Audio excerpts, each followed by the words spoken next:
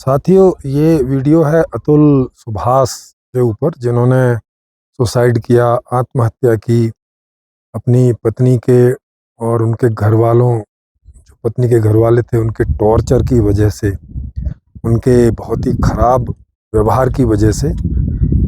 और इस वीडियो को पूरा देखिएगा, क्योंकि मैं इसमें आपको एक ऐसा समाधान बताने वाला हूँ कि जिसके बाद कोई आत्महत्या नहीं करेगा। किसी को कभी आत्महत्या करने की ज़रूरत ही नहीं पड़ेगी। कभी किसी के अंदर इवन विचार तक नहीं आएगा कि मैं आत्महत्या कर लूं, है ना। ऐसा समाधान मैं इस वीडियो में बताने वाला हूं, लेकिन उसके पहले आपको इन थोड़े कारणों को समझना पड़ेगा कि जो मूल कारण क्या है। एक तो मोटा मोटा जो अतुल सुभाष हैं वो बता के गए हैं, जिनका वीडियो का लिंक यहाँ, उनके अपने वीडियो का लिंक यहाँ ऊपर है। पूरे वीडियो का काफ़ी बड़ा वीडियो है उनका, और आप चाहें तो उसे पूरा सुन सकते हैं। मैंने भी पूरा सुना। यहाँ ऊपर आई बटन में आपको उनका लिंक मिल जाएगा। तो वैसे आप लोगों ने देखा ही होगा, क्योंकि आजकल वो काफ़ी वायरल है वीडियो, और न्यूज़ में भी उसके बारे में चीज़ें आती रहती हैं, तो देख लिया होगा। नहीं देखा हो तो देख लीजिएगा और फिर इस वीडियो को कंटिन्यू कीजिएगा। अतुल सुभाष ने जैसे कि बोला कि वो कई साल से टॉर्चर हो रहे थे, काफ़ी, और टॉर्चर होने की उन्होंने जो कारण बताए वो यही हैं कि पत्नी का व्यवहार बहुत ख़राब था। पत्नी से उनकी कई मामलों में मैचिंग नहीं थी, है ना। उनकी आपस में पसंद नापसंद मिलती नहीं थी। पत्नी कुछ चाहती थी, सेक्सुअल रूप में भी कुछ अलग तरह का सेक्स चाहती थी जो इनको पसंद नहीं था। ये जैसा चाहते होंगे वो उसको नहीं अच्छा लगता था। इनका जो केस है वो कोर्ट में पहुंच गया, और जहां इनकी पत्नी ने इनके ऊपर और इनके घर वालों के ऊपर ऐसे बहुत सारे एलिगेशन, आरोप लगा दिए कि लगभग 9 से भी ज़्यादा केस एक के बाद एक इनके ऊपर होते गए। वो जो कोर्ट था वो भी दूर था अतुल सुभाष से, तो इन्हें वहाँ जाना पड़ता था। अब 9 केस, आप 2 लोगों के बीच में ही 9 केस, केवल इनका ही नहीं, इनके घर वाले भी, इनके माता पिता और इनका भाई, है ना, सबको उन्होंने जो है कर रखा था। तो कभी वहाँ से कोई कोर्ट में जा रहा होगा, कभी कोई कोर्ट में जा रहा होगा। कोर्ट का हिसाब आप देखते ही हैं कि वहाँ चलता रहता है। कभी ये गवाह नहीं आया तो कभी उसकी वेरिफिकेशन नहीं हुई, तो कभी ये नहीं हुआ, तो कभी जज नहीं आया, तो कभी ये छुट्टी पड़ गई। तो मतलब आपके जाने के बावजूद भी आप गए, आपकी उस तारीख पे वो पता चला कि अब जज नहीं आया है, तो फिर अब अगली डेट, है ना, और वकील की तो फीस हो गई इस तरह से। और उसने कितना बड़ा बड़ा पैसा उनसे मांगा, और वो एक इंजीनियर थे, ऐसा नहीं कि कोई अनपढ़ आदमी है, इंजीनियर थे, ठीक ठाक पैसे कमा रहे थे, और फिजूल खर्ची नहीं थे। उनका घर का उन्होंने जो बताया, छोटा सा घर था, जबकि वो बड़ा घर भी ले सकते थे। वो तो आपने उनके वीडियो में सब सुन लिया होगा। जो जज थे उन्होंने उनसे रिश्वत भी मांगी। जज से याद आया कि मैं अभी पिछले महीने अपने ही यूएलएम के संस्था के एक व्यक्ति हैं, नाम यहाँ मैं इसलिए नहीं ले रहा कि उनका कहीं कोर्ट केस बिगड़ ना जाए। ये मेरा अपना अनुभव है कि मैं उनके साथ उनके बेटे की बेल के लिए गया। उनके बेटे को 2-3 महीने से सीबीआई की अदालत ने बंद कर रखा था किसी बिना मतलब के ऐसे केस में। और फिर जब 2-3 महीने बाद बेल वेल ग्रांट होने का चक्कर आया, तो दिल्ली का एक आदमी चाहिए था। उन्होंने मुझसे कहा, तो मैंने कहा ठीक है, चलो हम तो लोग कर देते हैं। तो मैं और वो हम लोग गए वहाँ, सारी जो कागजी कार्रवाई है वो पूरी की, और कागजी कार्रवाई में ही उटपटांग चीज़ें वो लोग बोलने लगे। जैसे बोलने लगे कि वो अभी आपका हमने जो है पासपोर्ट तो वेरिफिकेशन कर लिया है, लेकिन अभी आधार कार्ड नहीं किया है, अभी वोटर आईडी कार्ड नहीं किया है, जबकि वहाँ एक ही आईडी लगाने की बात है। जो फॉर्म उन्होंने भरवाया उसमें एक ही आईडी की ज़रूरत थी, कोई भी एक आईडी हो, आधार कार्ड हो, पासपोर्ट हो, या वोटर आईडी कार्ड हो। तो सबसे पहले मैंने पासपोर्ट दिया, और आधार कार्ड भी मैंने मोबाइल में दिखा दिया था, क्योंकि आजकल हार्ड कॉपी की कोई ऐसी ज़रूरत नहीं, कोई नंबर ही देना होता है। बोले नहीं, आपको हार्ड कॉपी दिखानी पड़ेगी। हार्ड कॉपी क्यों दिखानी पड़ेगी, नंबर ही तो, हार्ड कॉपी तो मैं अभी इसकी बना के ले आऊँ। तो कहते हैं हाँ बना के ले आओ। देखो, जब इनको रिश्वत लेनी होती है तो कैसी कैसी बातें बनाते हैं।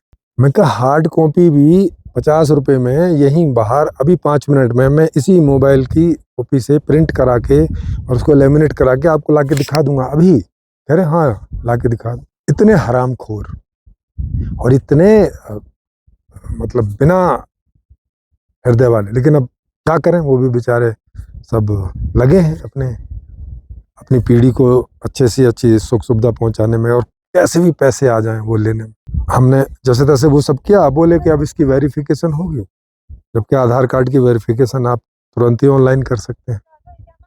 आजकल पासपोर्ट की वेरिफिकेशन तुरंत ऑनलाइन कर सकते हैं, वोटर आईडी कार्ड की वेरिफिकेशन तुरंत ऑनलाइन कर सकते हैं।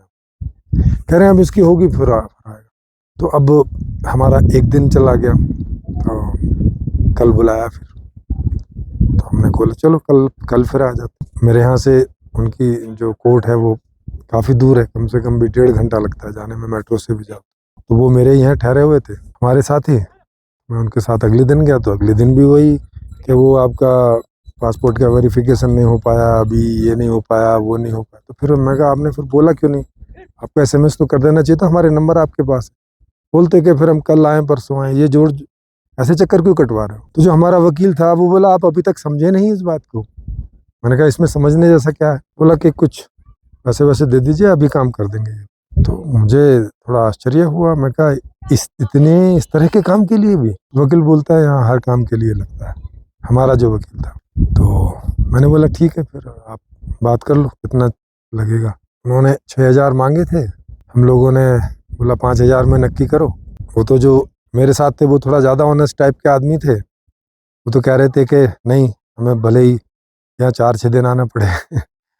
अब मुझे तो कहीं जाना था, मैं उन्हीं की काम की वजह से रुका हुआ था, नहीं तो मैं निकल जाता।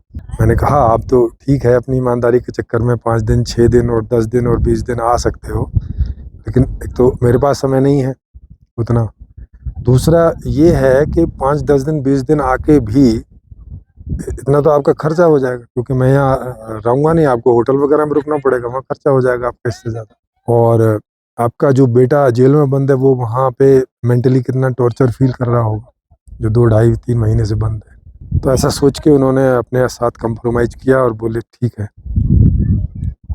उन्होंने अपने दूसरे बेटे से बात की और बोला ठीक है पापा कर लो। तो 5,000 में बात हो गई, तो वो 5,000 दिए और आधे घंटे में तुरंत ही बेल ऑर्डर बना के दे दिया।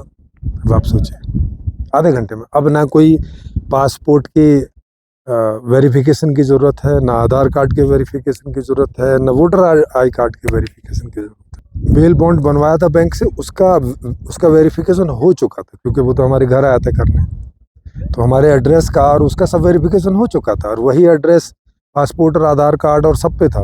तो ये इस तरह के ड्रामा करते हैं।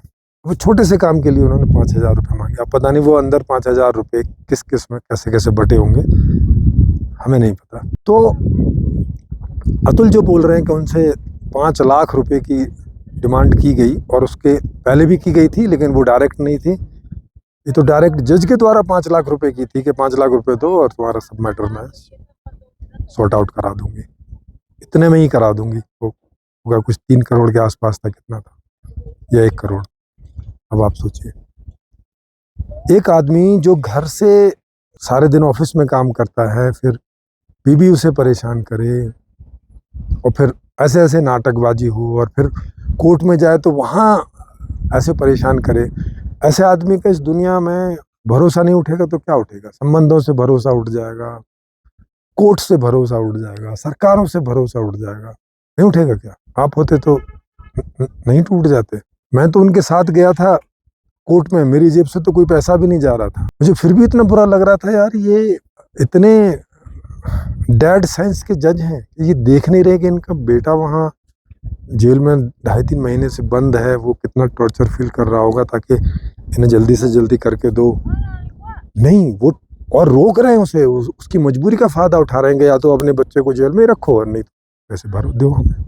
जबकि जज की तो तनख्वाह कितनी होती है, और उसके फैसिलिटीज़ कितनी सारी होती हैं यार, छुट्टियाँ कितनी सारी होती हैं यार, आप सोच सकते हो। वो CBI के जज की बात कर रहा हूँ। इस तरह की सिचुएशन आदमी को ऐसे डिसीजन लेने पे मजबूर कर देती है ना। अब 4-5 करोड़ या 3 करोड़ 5 करोड़ वो आदमी कहाँ से देगा? वो तो बिक जाएगा, और उसके बाद भी फिर कोई भरोसा नहीं है कि यह और अगली बार फिर 7 करोड़ का ना डाल दे। तो कानून ऐसे ऊट-पटांग टाइप के बने हुए हैं। कानून इस तरह के बने हुए हैं। अच्छा, ये तो बात होगी उस तरह की। अब इसमें कारण हम ढूँढें, ये कारण, इसमें मूल कारण क्या है? तो एक-एक करके देखते हैं। तो बीवी इनसे एलुमनाई माँग रही थी, अपना खर्चा और वो एक मुश्त जो अ, पैसा जाता है वो, और फिर बच्चे की परवरिश के लिए वगैरह जो माँग रही थी, वो क्या माँग रही थी? पैसे माँग रही थी, और तो कुछ नहीं माँग रही थी ना। जितने भी उसने 8-9 केस लगाए, वो सबका चक्कर क्या था? कि भई उसे उतना पैसा मिल जाए जितने पैसे की वो बात कर रही है। वही जो कोर्ट में जज था वो कह रहा था कि तुम बाहर सेटलमेंट कर लो, दे दो उतना पैसा, बात खत्म हो गई। अच्छा, इतना पैसा इनके पास होगा भी नहीं, होगा भी तो आदमी सारी जमा पूंजी इकट्ठी करके कैसे दे दे? और फिर भरोसा नहीं है कि आगे फिर से ये टॉर्चर नहीं करेगी, फिर से ये जो है ब्लैकमेल नहीं करेगी। तो माँगती रहेगी, क्योंकि एक बार आदमी को रास्ता मिल जाए तो वो ब्लैकमेलर जैसा, वो तब तक नहीं रुकता जब तक या तो वो ना मर जाए या तो ये ना मर जाए, चूसता ही रहता है। तो अब ये क्या देने को राजी नहीं था? पैसे। अगर ये भी पैसे दे देता और देता ही रहता तो भी मामला मतलब खत्म था। तो आप देख रहे हो क्या प्रॉब्लम थी बीच में? पैसा। अभी आप सोचोगे यार क्या मोटी सी बात कर रहे हो, ये तो सबको पता है। नहीं, जैसे मैं बता रहा हूँ वैसे सबको पता नहीं है, वही बताने का प्रयास कर रहा हूँ। और जैसे मैं बता रहा हूँ वैसे पता नहीं है, उस बात को समझोगे तो इसका समाधान भी तुम्हें बड़े आराम से समझ में आ जाएगा। और ऐसा समाधान मैं गारंटी के साथ दे रहा हूँ, 100% गारंटी है। और इतनी 100% है कि आप इसे बस सुनोगे और समझोगे तो आपको भी समझ में आ जाएगा कि हाँ ये तो हो जाएगा भाई ऐसा। मतलब ऐसा कोई समझने में क्लिष्ट नहीं है, समझने में कोई मुश्किल नहीं है। तो पैसे का चक्कर दोनों के बीच में। अच्छा, तो इसके चक्कर में ये कोर्ट में चले गए, माने वो कोर्ट में चले गए, इनको भी जाना पड़ा। फिर वहाँ जज और जज के जो लोग हैं वो रिश्वत मांगते हैं हर काम करने के, 50 रुपये 100 रुपये, 5 लाख रुपए मांगे। जिस तरह का भी केस हो, जितना भी वो इनसे इनको लगता है कि इतनी बड़ी आसामी ले सकते हैं। अभी इंजीनियर था, 3 करोड़ का उसने इसमें भरा, तो उनको लगा कि पत्नी ने इतना मांगा है तो 1.5-2 करोड़ का आसामी तो हो गई, तो 5-10 लाख रुपए तो आराम से दे ही देगा। तो 5 लाख रुपए जज ने सीधे मांग लिए। नहीं तो जज जनरली सीधे मांगते नहीं है, उनके नीचे जो उनके मातहत रहते हैं, उनके सेक्रेटरी वगैरह, उनके थ्रू मांगते हैं ताकि वो कभी फंसे नहीं, पकड़ाई में ना आए। पर शायद उस जज ने सोचा होगा मैं डायरेक्टली ले लूँ, क्योंकि ज़्यादा पैसा मिल रहा था एक मुश्त, और डायरेक्टली ले लूँ तो बाकियों में वो बांटना नहीं पड़ेगा। सेक्रेटरी और उनके थ्रू आता तब सब में बांटना पड़ता होगा, क्योंकि उसका सबको पता है कि इतना पैसा आया है। तो उसने सीधे मांग लिया, आप सोचो, इनसे। तो उसने क्या मांग लिया सीधे? पैसा। जज ने पैसा क्यों मांगा? उसी वजह से जिस वजह से पत्नी मांग रही थी, जिस वजह से ये नहीं दे रहा था। वो वजह क्या थी? वो वजह ये थी कि भाई बिना पैसे के आज की दुनिया में आदमी ढंग से जी नहीं सकता। बिना पैसे के मतलब अच्छे खासे बिना पैसे के, थोड़े से पैसे से नहीं जिंदगी होती, अच्छे खासे कुछ लाख रुपए महीने की इनकम हो, उतने पैसे से के बिना मामला चलता नहीं। जैसे आप खुल के थोड़ा जीना चाहते हो वैसे जी नहीं पाओगे। ऐसी अभी व्यवस्था हो रखी है कि आप बिना पैसे के, ना आपको घर मिलेगा बिना पैसे के, ना आपको खाना मिलेगा, ना कपड़े मिलेंगे, ना गाड़ी मिलेगी, ना सुख सुविधाएं मिलेंगी, ना एसी मिलेगा, ना हीटर मिलेगा, कुछ नहीं मिलेगा। सब कुछ पैसे से मिलता है, और चूंकि पैसे से मिलता है तो अब ये पैसा आपको कहीं ना कहीं से लाना पड़ेगा। और तनख्वाहें ज़्यादातर लोगों की इतनी नहीं होती कि वो जितना खुल के जीना चाहते हैं जी पाए। बीमार हो जाएं तो वो चाहते हैं कि हम 5 स्टार हॉस्पिटल में जाएं, ये सरकारी या ये 3rd क्लास हॉस्पिटल में ना जाएं। अब वहाँ की फीस आप जानती हो। अभी मेरा भाई इंश्योरेंस के चक्कर में वो हॉस्पिटल गया तो उसको लगा कि इसका, उसने इंश्योरेंस कर रखा था हेल्थ इंश्योरेंस की, ये पैसा वहाँ कट जाएगा। भाई उन्होंने तो कुछ 2-4 चेकअप किए थे, और सुबह से दोपहर तक हॉस्पिटल में रहा होगा, और लगभग 30,000 का बिल बना दिया। अब वो उसको बाद में पता चला कि इंश्योरेंस तो इसका तब होगा जब आप यहाँ पे एडमिट हो गए, और एडमिट उन्होंने किया नहीं, और वो उन्होंने अपनी जेब से भरा, और फिर अब कैसे कैसे कर रहा होगा, कहाँ से लिया होगा, कैसे किया होगा, आप समझ सकते हो। तो हर हर आदमी चाहता है कि A1 फैसिलिटी मिले। अब A1 फैसिलिटी के लिए तो A1 आपको पैसे देने पड़ते हैं। तो सारा चक्कर क्या है? पैसे का चक्कर है।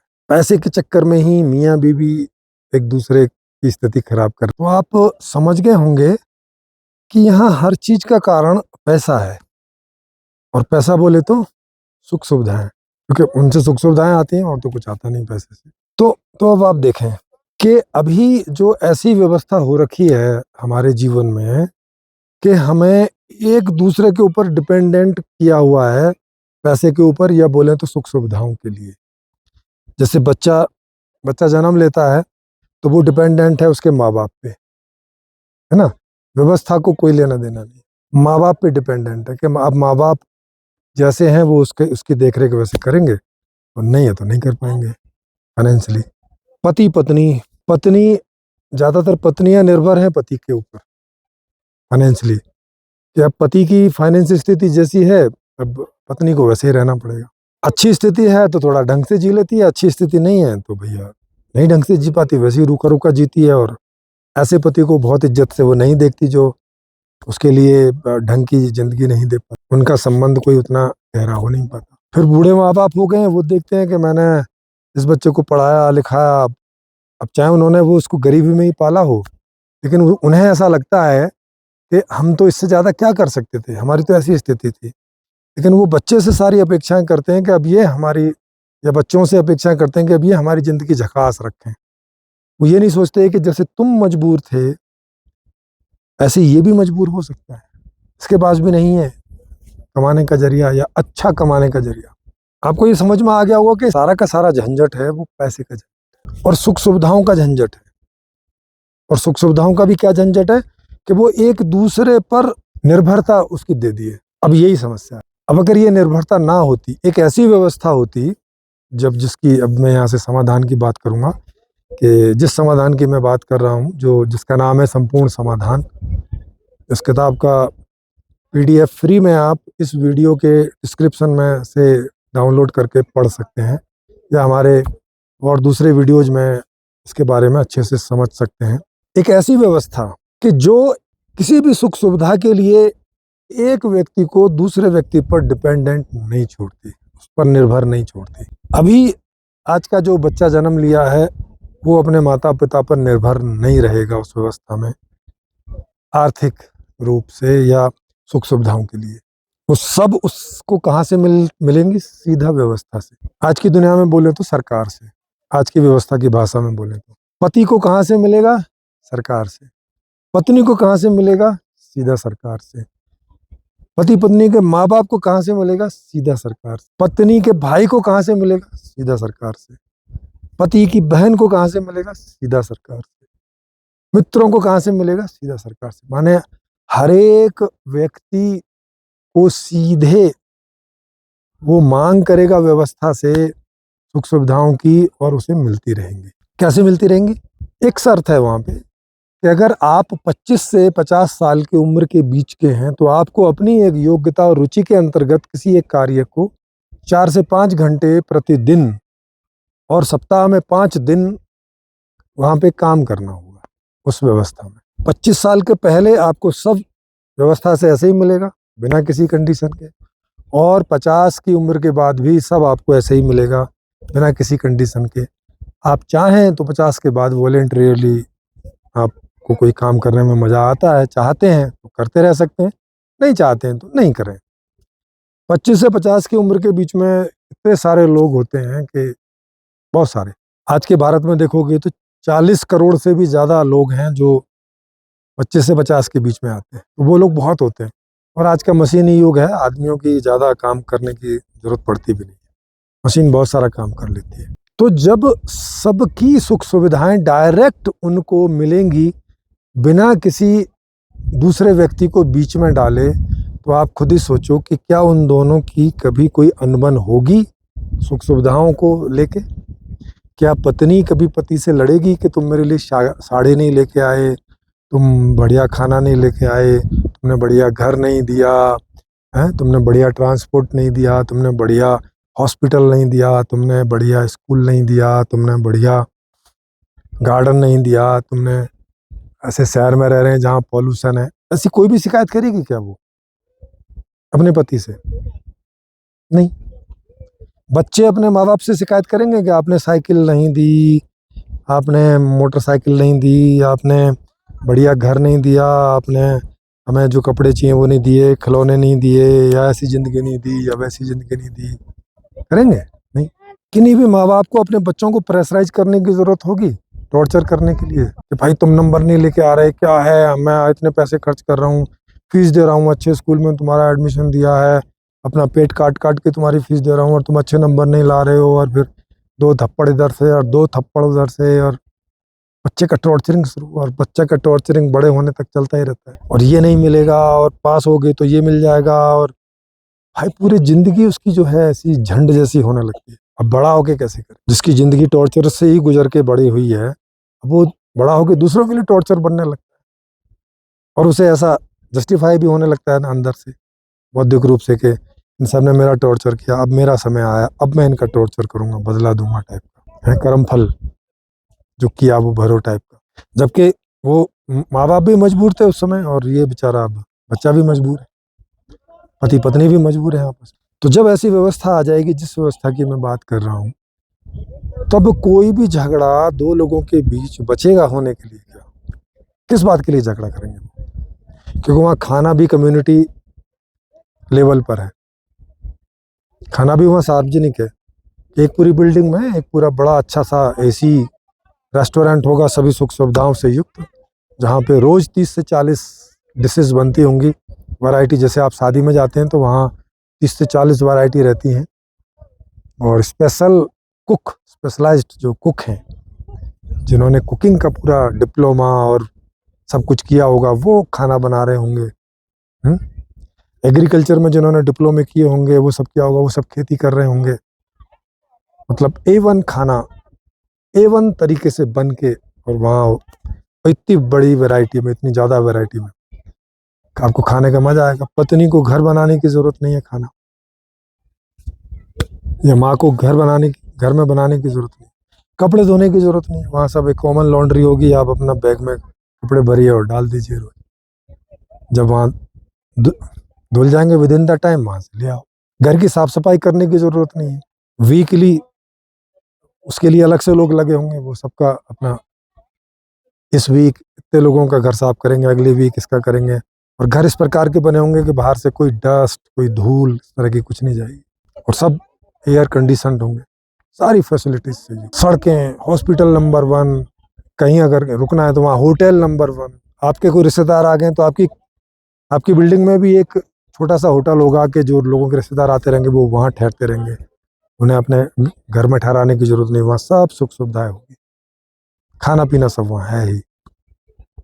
आप सोचो, तो फिर ये भी नहीं लगेगा कि अरे ये अब रिश्तेदार आ गए, अब 2 दिन खाना खाएंगे, कौन बनाएगा इनके लिए, और कौन खर्चा करेगा, कुछ नहीं, कोई टेंशन ही नहीं बचेगी। रोज मित्र आए रोज खाए, कोई टेंशन ही नहीं बचेगी। अब केवल एक बात रह जाएगी कि अब आपको किन लोगों के साथ में अपने संबंध बनाना है, तो अब आप मैचिंग देखेंगे, क्योंकि हर आदमी थोड़ा अलग तरह का रहता है, तो उसकी पसंद नापसंद अलग अलग तरह की होती है। अब आप मैचिंग देखेंगे कि मेरी इसके साथ मैचिंग है कि नहीं है। अब बाकी कुछ देखने की ज़रूरत नहीं है आज के हिसाब से। अब जैसे अब हम अपनी बच्चियों का रिश्ता लेके जाते हैं तो हम देखते हैं पति कमाता कितना है, ये नहीं देखते उसमें कि हमारी बहन बेटी के साथ में उसके कोई मैचिंग होती है कि नहीं, उसके गुणों की मैचिंग होती है कि नहीं, उसकी पसंद नापसंद हमारी बहन बेटी की पसंद नापसंद से मैच करती है कि नहीं। नहीं, ये सब चीज़ें तो बाद में देखते हैं कि वो कमाता कितना है।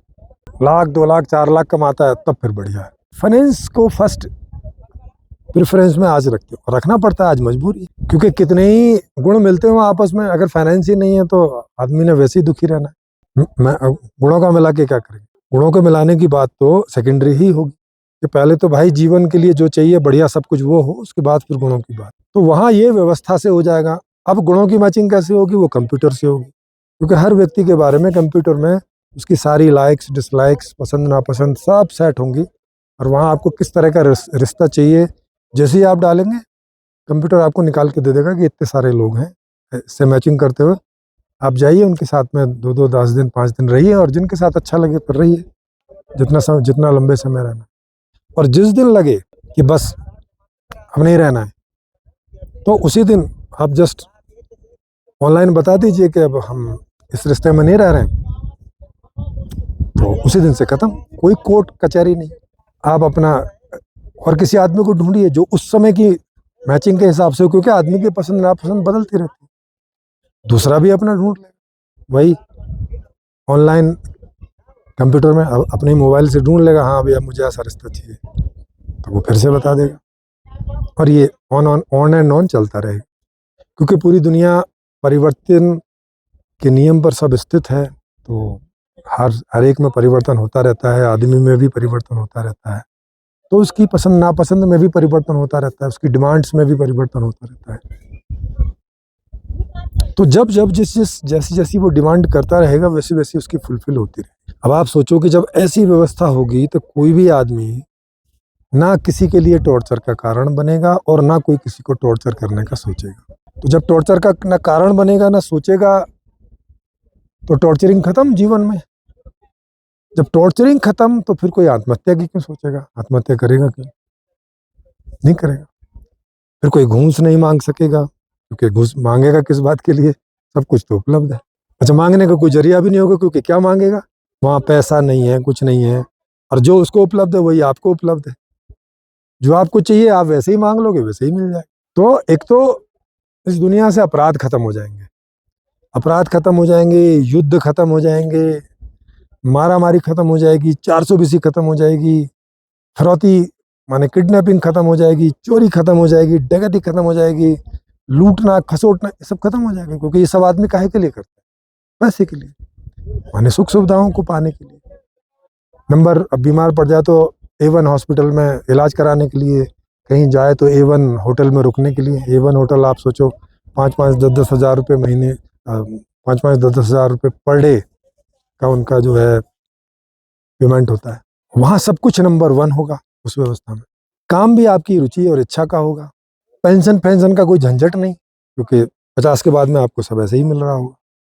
वहाँ ना कोई किसी का नौकर होगा, ना कोई किसी का मालिक होगा। वहाँ सब क्या होंगे, सहयोगी होंगे, सहचर्य, सहजीवन में एक साथ रह रहे होंगे। तो वहाँ सब इक्वली समझ में आएंगे कि सारे आदमी सब भाई एक जैसे, हर आदमी खुश होना चाहता है, हर आदमी दुख से दूर रहना चाहता है, हर आदमी की अपनी पसंद नापसंद है जिनके आधार से वो ज़िंदगी जीना चाहता है।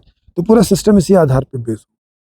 जो कॉमन टाइप की चीज़ें हैं एक जैसी, वो सबको एक जैसे आधार पे प्राप्त रहेंगी, और बाकी जो चीज़ें पसंद नापसंद आधार पे हैं, जो व्यक्तिगत आधार पे रहती हैं अलग अलग, वो उस आधार से सिस्टम उनको सेट करेगा उनके लिए, और वो बदलती रहेंगी।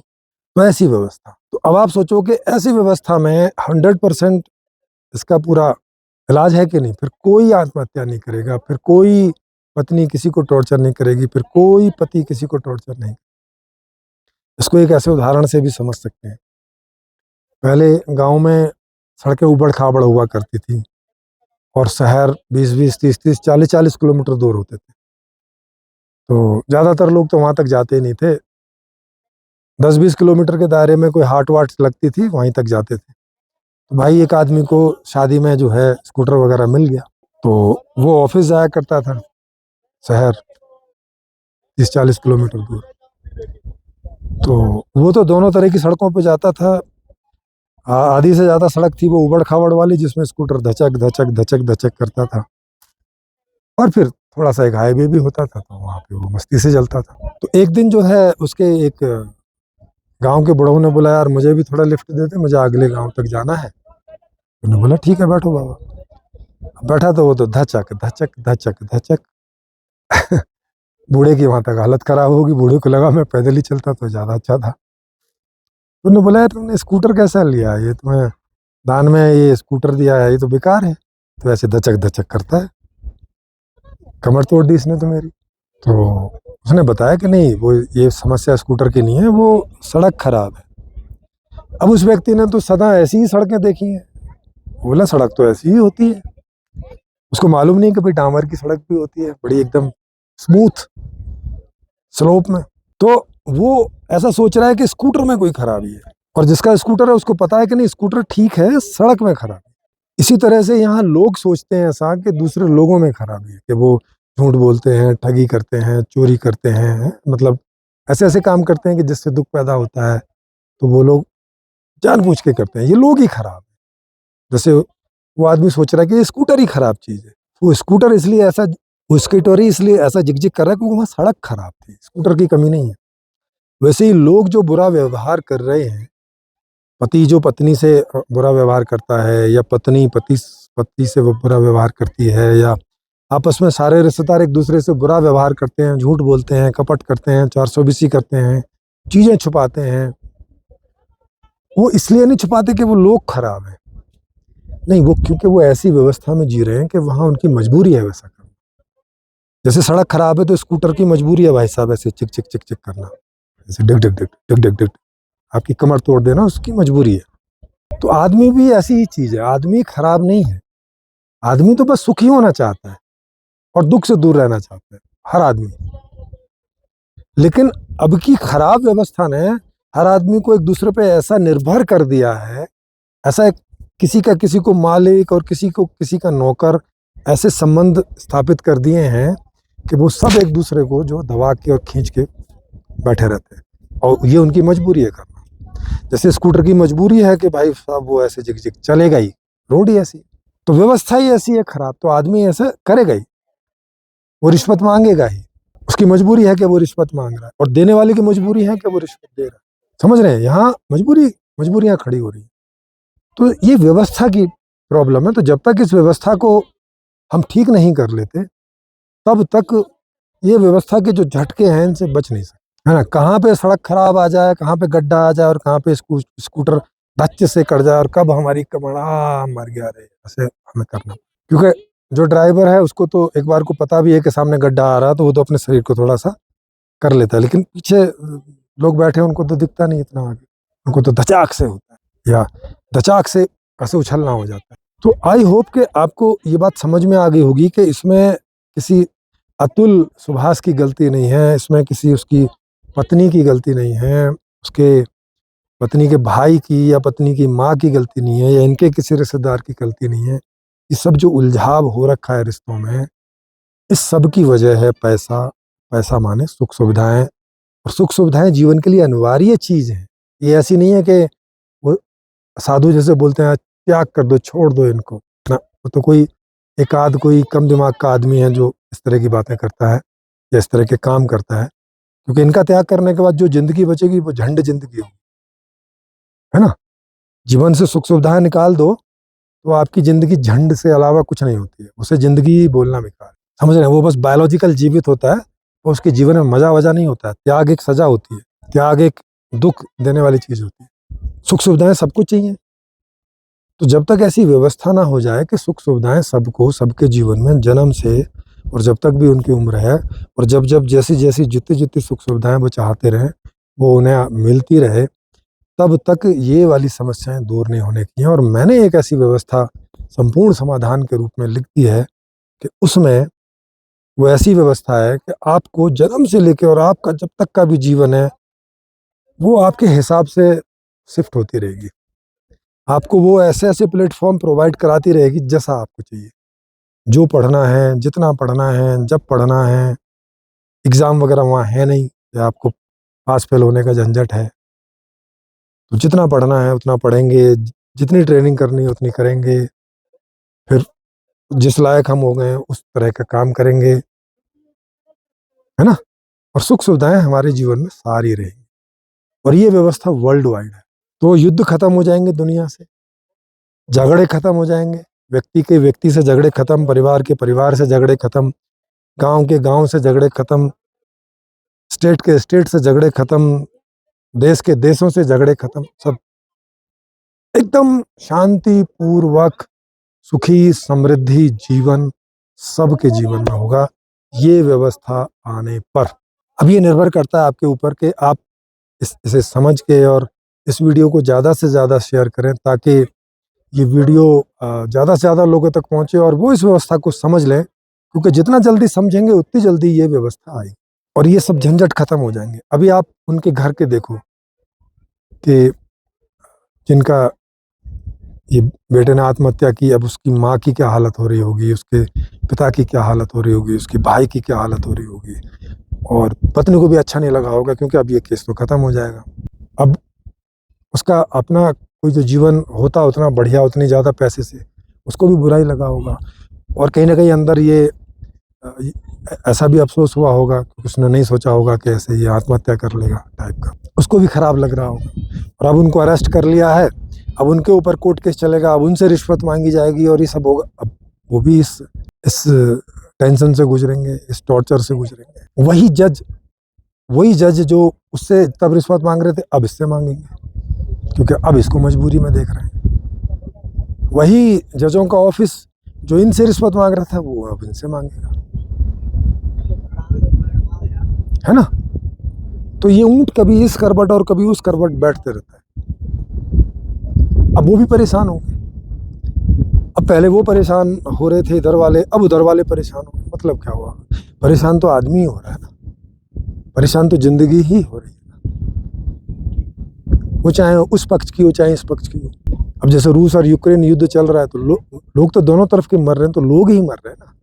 ऐसा थोड़ी है कि इधर के लोग नहीं है और उधर के लोग नहीं है, तो नहीं। और जिनके भी लोग मर रहे हैं, जिनके भी घर वालों के, उनके यहाँ तो मातम है, उनके यहाँ तो दुख है, उनके यहाँ तो परेशानी। तो ये सभी समस्याओं का जो समाधान है वो ये संपूर्ण समाधान व्यवस्था है, और ये व्यवस्था जनता के हाथ में रहेगी। मतलब इसका जो संविधान होगा वो जनता के हाथ में होगा। जनता ही उस संविधान में कोई अमेंडमेंट कर सकेगी इस व्यवस्था के अंतर्गत। कोई नेता के हाथ में या नेताओं के हाथ में नहीं होगा कि संविधान के किसी भी नियम में कोई भी फेरबदल कर देना। उनका काम इतना ही होगा कि वो बस जो भी संविधान है उसके हिसाब से वो अपना काम करेंगे, और वो करेंगे ही, क्योंकि दूसरा कोई वहाँ उपाय नहीं है। कोई वहाँ रिश्वत मांगने का कुछ नहीं है, वो सारे काम ऑनलाइन है। तो आपको कुछ मंगाना है तो भी ऑनलाइन मंगाना है, आपको कोई शिकायत है तो वो भी ऑनलाइन ही करनी है, तो कोई छुपा नहीं सकता उसे। तो वहाँ सब कुछ पारदर्शी है, हाँ 100%, 100%। तो वो व्यवस्था ही ऐसी है कि एक तो कोई व्यक्ति वहाँ पे बुरे ढंग से किसी से व्यवहार या जिएगा नहीं, उसकी ज़रूरत नहीं है। और दूसरा कि कोई किसी का दिमाग कभी घूमता भी हो थोड़ा बहुत, तो वहाँ संभावना नहीं है, पॉसिबिलिटी नहीं है कि कैसे करेगा। तो अब तैयार हो जाइए एक ऐसी नई व्यवस्था के लिए कि जिसमें सब कुछ वल्ले ही वल्ले, चंगा ही चंगा, बढ़िया ही बढ़िया, एक आदमी दूसरे आदमी पर बिल्कुल आर्थिक रूप से किसी बात के लिए निर्भर नहीं होगा, ना जन्म से और ना जन्म और ना जीवन के किसी भी पड़ाव पे।